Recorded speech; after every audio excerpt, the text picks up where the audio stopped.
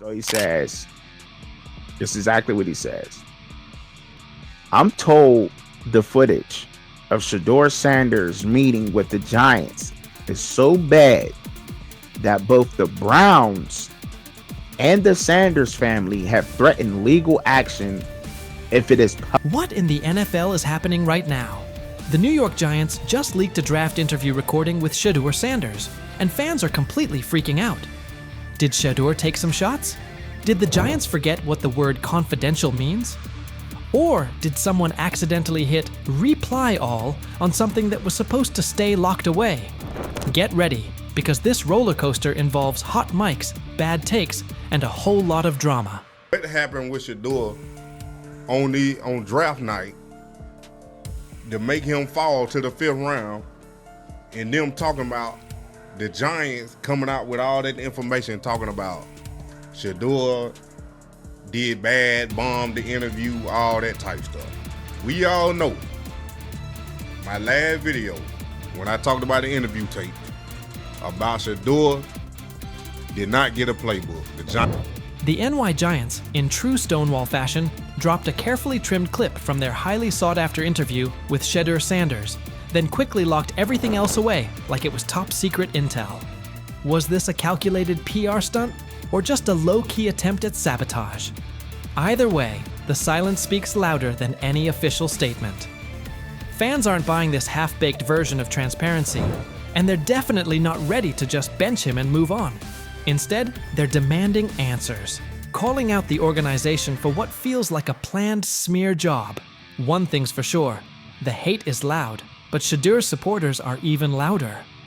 There was another team that he sat down with. What do you mean it didn't go well after that? So he was pissed that they did that to him. They did that to him. He counter-confronted the them. same thing they do to every other quarterback prospect. They did that to him. They slide in a mistake to see if you catch it. Right. And so because you're the quarterback. But he didn't take it as a correction. He took it as like he got pissed off. Yeah, and it's like so here's another one. So another one was, he throws a bad interception, and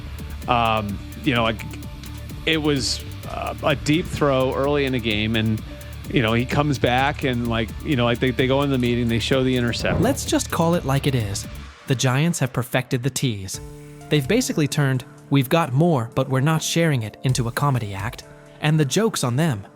It's like they're standing center stage, booing themselves. Oh, you want more? Too bad. We're guarding it like Grandma's secret lasagna recipe. Congrats, Giants. You've officially become the talk of TikTok, X, and even Aunt Barbara's Facebook. Yep, the holy trinity of online outrage.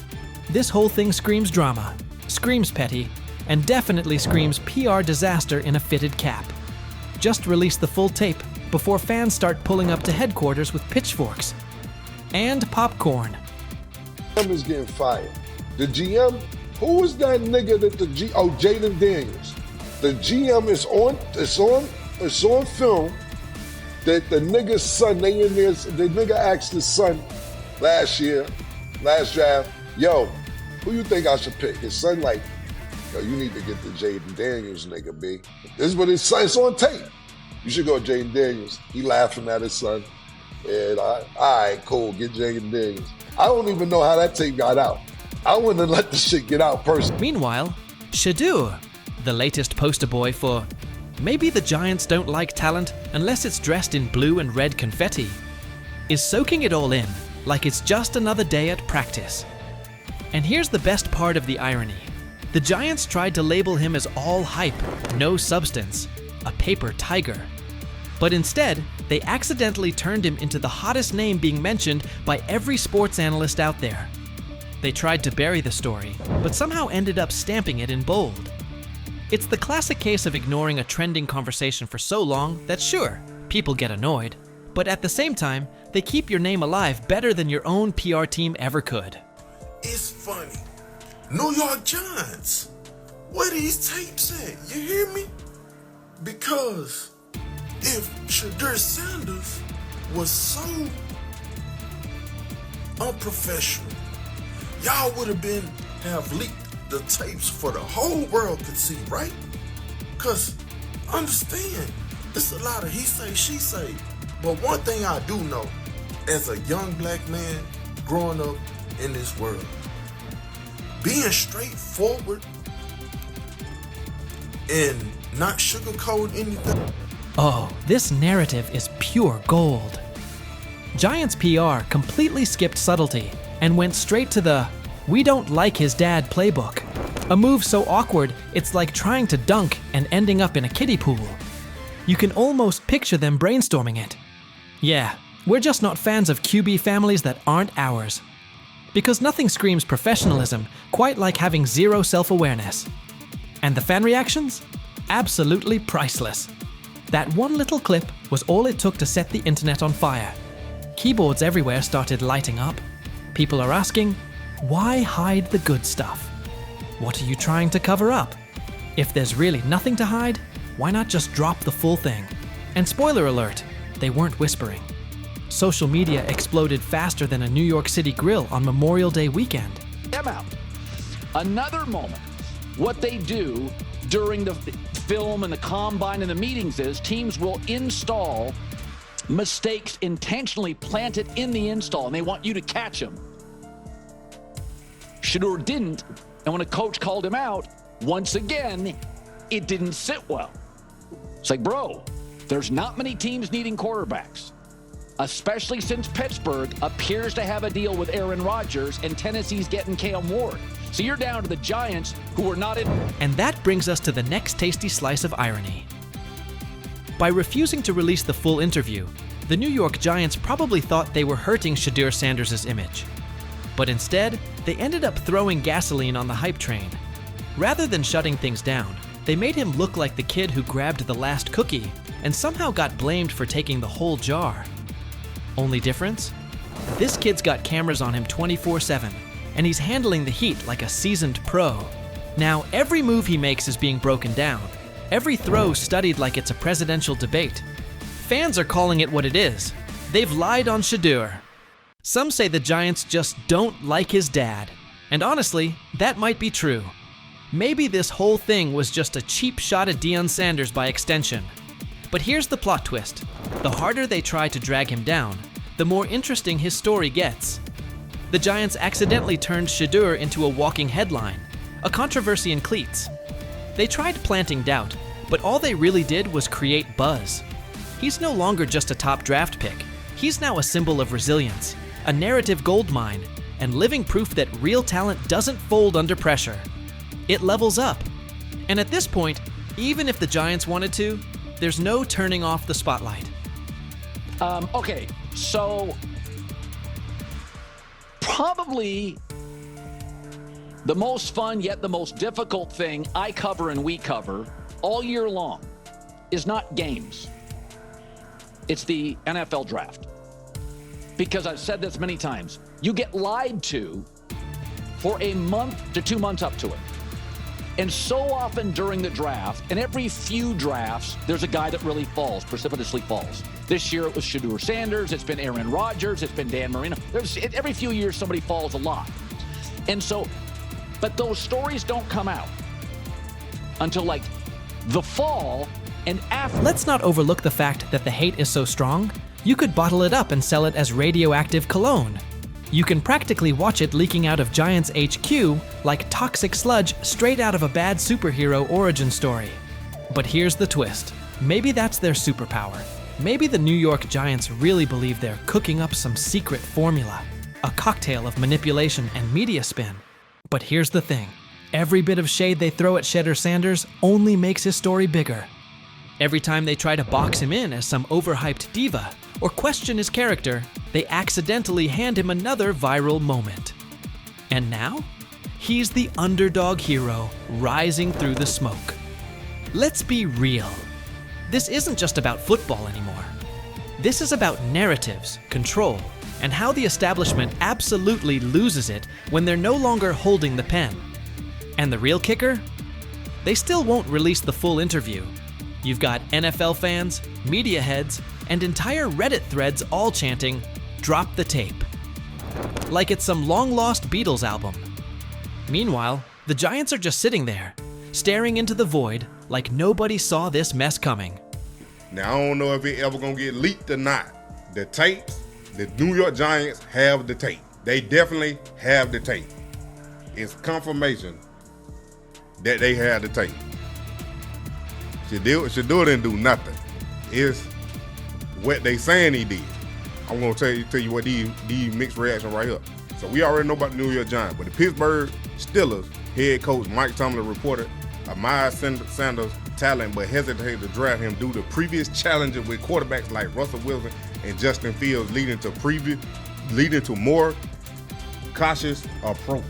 Las Vegas Raiders. Sanders met with Raiders at the NFL scouting combine and expressed enthusiasm about potentially joining the team. His familiarity with the West Coast offense and quick release was noted positive, though concerns about his ceiling. Number 2 role still up for grabs. You guys still competing for that number 2 role? Number 2 role? Like number 2 string quarterback. The back. Oh, yeah. Honestly, bro, I really don't look into that. I don't care. Whenever it's time for me to get out there and play, I'm going to play. Adversity, things is going to knock you down sometimes, but the main thing about it is you just got to push through it. There's a lot of people in this world that's going through stuff, but, I'm playing for a lot more than just me. Yes. And will he kind of be the backup? Joe will start the game. Dylan will play second. Shedeur will play third. Shedeur Sanders is done with the chatter. After head coach Kevin Stefanski slotted him as the third-string quarterback behind Dylan Gabriel, he didn't blink. No panic, no backpedaling, just steady confidence. He made it clear he won't get caught up in labels or outside noise. Say what you want, but when the stage is brightest, he intends to be brighter. Sanders isn't wasting energy on distractions. He's locked in, focused, and ready to let his play speak for itself the moment he steps on the field. Whenever it's time for me to get out there and play, I'm going to play. Whenever it's time for the lights to come on, I'm going to do my thing. I'm not concerned about when it is. I'm not concerned about, how many reps I'm getting at this point is what it is. Because I know when the lights come on, when everything go on, when the pressure's on, you know who I am. Shedeur Sanders isn't losing sleep over Kevin Stefanski's depth chart or the situation around it. He's certain that when his number is called, the film will force a second look at every assumption. Practice rotations and outside noise aren't his focus. He trusts his preparation and what he brings to the position. The equation is simple. When the pressure is real and the lights are hot, he'll answer it and quiet the doubts. He's not chasing validation anywhere else. The field is where he'll do his talking. This isn't just a solo climb for him either. He views his supporters as part of the mission, not spectators on the sideline. He's navigated stretches like this before and found a way through, and that same mindset drives him now. Every window that opens, he plans to seize. The message doesn't change. The work never stopped, the standard hasn't moved, and he's ready to prove it again the moment opportunity meets preparation. The main thing about it is you just got to push through it. There's a lot of people in this world that's going through stuff, but, I'm playing for a lot more than just me, so regardless of pain, that's always how I've been, even in college, so in high school and everything from when I was young.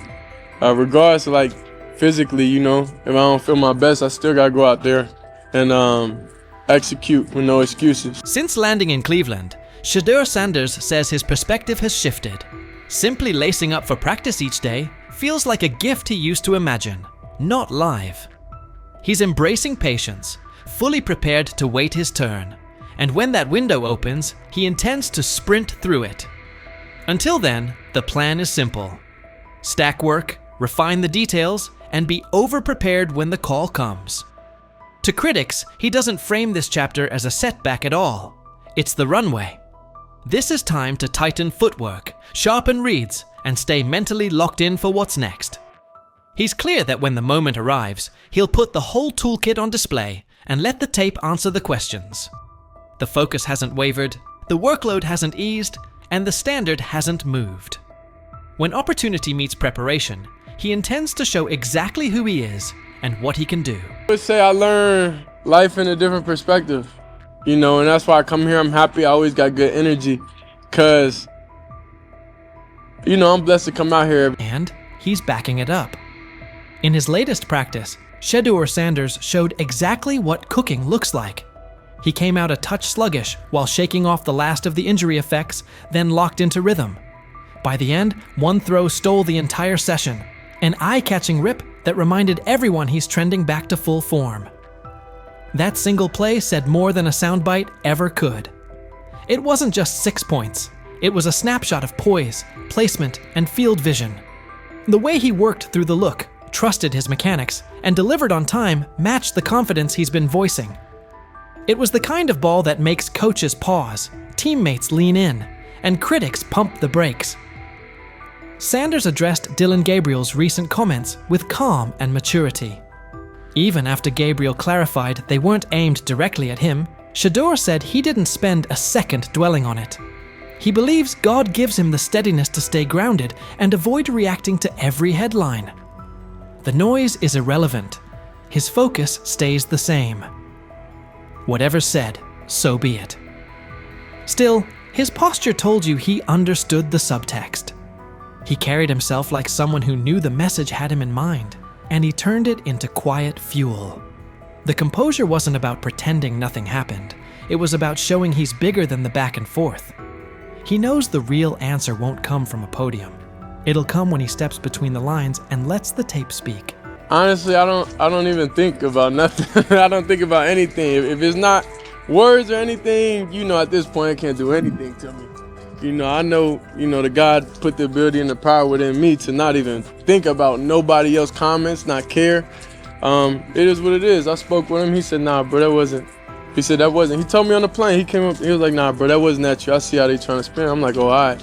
I'm not tripping, regardless of whatever it was. He's right to ignore most of it. Not every take deserves oxygen. There will always be bandwagon critics who pile on when things look rough and pivot the second momentum flips. The same voices throwing shots now will rush to celebrate him once he delivers. And you can bet Colin Cowherd will be near the front of that line. He's been all in on the skepticism around Shedeur Sanders lately, using every opening to question him. Cowherd praised Kevin Stefanski for elevating Dillon Gabriel to quarterback 2 and sliding Shedeur to 3rd, calling it the smart, low-risk move and proof of Stefanski's top-tier instincts. But it's hard to miss how quickly Cowherd writes Shedeur off, as if he's eager to see a miss before the kid gets a fair runway. Cowherd didn't stop there. He mocked Shedeur and his supporters, pointing out that several franchises were searching for starters and many more needed steady backups, and none chose him. He hammered the draft optics too. Dillon Gabriel in the 3rd round versus Shedeur in the 5th, framing that as the league's verdict. In his telling, the message is already settled. Shedeur's backers may have shrugged at that before, but, as Cowherd puts it, the numbers make the case. And many of us believe Jimmy Haslam, the owner of the Browns, is the one that nudged the front office into drafting him. So the Browns drafted Dillon Gabriel 2 rounds before. So you can run to your Reddit board and dogpound.com and say it's a conspiracy, but the whole league told you he's a 5th-round quarterback. And the Browns are telling you, Kevin Stefanski, who won 11 games in 2023 with nonsense in a division with the Ravens, in the AFC. Shedeur Sanders' time in Cleveland is turning into a story of resilience, focus, and quiet resolve. Even as the 3rd-string quarterback behind Dillon Gabriel, he hasn't let rankings or outside opinions throw him off course. From day one, he's kept his eyes on the bigger picture, steady growth, daily preparation, and being ready the second his opportunity arrives. Every critique is fuel, not a verdict, and he's using it to sharpen his game. His recent work on the field backs that up. Coming off injury, he settled in quickly and found his rhythm, capping practice with a pinpoint touchdown that stood out as the day's highlight. The timing, placement, and poise on that throw reflected the same confidence he's been preaching, reading the look, trusting his mechanics, and executing cleanly. It's the kind of rep that gets a coach's attention, earns teammates' trust, and makes skeptics pause. Sanders' maturity shows in how he handles chatter from teammates, rivals, and the media. Whether responding to Dillon Gabriel's comments or brushing off negative noise, he stays grounded, crediting faith and focus for keeping him steady. He knows the talk is part of the job, and he's committed to letting the film speak louder than any quote. Meanwhile, critics like Colin Cowherd have leaned into the doubts, pointing to draft status, Gabriel in the 3rd round, Shedeur in the 5th, and the lack of immediate interest from teams as proof the league has already made up its mind. Sanders isn't letting that define him. He understands success isn't about early labels. It's about persistence, preparation, and performance when it counts. As he keeps stacking work and embracing each rep, it's clear he's preparing for the moment his potential becomes undeniable. The road may be tough, but his discipline and mindset suggest he's more than capable of rising above doubt and making his mark in the NFL. What's your read on Shedeur Sanders' approach so far? Do you think his patience and focus will pay off once he gets real snaps? And how much do takes like Colin Cowherd's actually impact a young quarterback? Do they hinder, or do they add fuel? Guess is they go 0-4, maybe they go 1-3. Haslam's going to come down on Sunday, October 5th. And he says, I want Shedeur to play against Minnesota. And the staff's going to say, we're in London. It's rough. Just give us one more week. We don't want Shedeur having to go overseas. It's a big ask. And so they stave off the owner for a week. Flacco loses that game. I believe Shedeur starts Sunday, October 12th. I'll keep saying it. I believe Shedeur Sanders should play more games than any other quarterback on this roster this year, because he's the only guy that I look at and say they might have something here, because I'm telling you right now. Big news coming out of Cleveland. Sources say the Browns ownership has made it clear they want Shedeur Sanders as their starting quarterback. According to Colin Cowherd, Sanders has quickly emerged as the frontrunner for the QB1 spot. And this isn't just talk. Word is, the owners plan to push hard on team leadership to make sure he starts right from week 1. This could be the start of a brand new chapter in Cleveland, with the talented Shedeur Sanders leading the way. Jimmy Haslam, many believe, forced Andrew Berry and Stefanski to draft Shedeur Sanders. They drafted Dylan Gabriel probably a round or two early, hoping to get out of the Shedeur sweepstakes. So the question is, at some point, Haslam's going to come down and say, play Shedeur Sanders. Colin Cowherd also dropped some inside info about what's going on behind the scenes. It turns out it's not just the front office pushing for the switch. Browns owner Jimmy Haslam has been a major driving force in this decision. Cowherd shared that Haslam actually stepped in and pressured head coach Kevin Stefanski to go with Shedeur Sanders, even though Stefanski wasn't initially on board. In fact, Stefanski reportedly tried to stop it from happening by drafting quarterback Dylan Gabriel in the 3rd round, just 2 picks ahead of Sanders. But now, Haslam is once again inserting himself into the mix, pushing Stefanski and the coaching staff to start Shedeur right out of the gate. The pressure is building, and it's starting to look like Shedeur could be taking over the reins sooner than anyone expected. Still, Cowherd pointed out that despite the owner's strong push, the coaching staff and front office remain hesitant to throw Sanders in immediately. They're apparently exploring ways to ease him into the starting role rather than rushing him onto the field. But Cowherd made it clear, this move feels inevitable. The Browns' ownership is all in on Shedeur, believing he's the future of the franchise and the key to turning the team into a serious title contender. Cowherd also brought up something interesting. It's not just about what Shedeur can do on the field. The ownership sees an opportunity to make headlines. Starting Shedeur would generate serious buzz, and that seems to be part of the plan. Cowherd referenced past situations with Baker Mayfield and Deshaun Watson, where ownership gave their full backing even when the coaching staff had reservations. Now, it's Shedeur who's in the spotlight, and the Browns owners are betting big on his star power to bring both wins and national attention to Cleveland. But if you believe, and many do, that the owner, he's the one that wanted Manziel, he's the one that did Deshaun Watson, he's the one that wanted Baker Mayfield. This is an ownership group that likes headlines at quarterbacks. Shedeur's a headline. Dylan Gabriel's not. I mean, look, we're paying attention to the Cleveland Browns. Cleveland Browns GM Andrew Berry also shared his thoughts on the matter, making it clear that the team didn't bring in Shedeur Sanders just to have him ride the bench. In a recent statement, Berry stressed that Sanders was drafted with the intention of competing for the starting quarterback job. He pointed out that Shedeur has both the skill and determination to go head-to-head with the current QBs on the roster and make a strong case to be the #1 option. Shedeur, we talk oftentimes about quarterback being the most important position in the sport. We obviously spent a lot of time with Shedeur throughout the process. He's highly accurate, can play well from the pocket.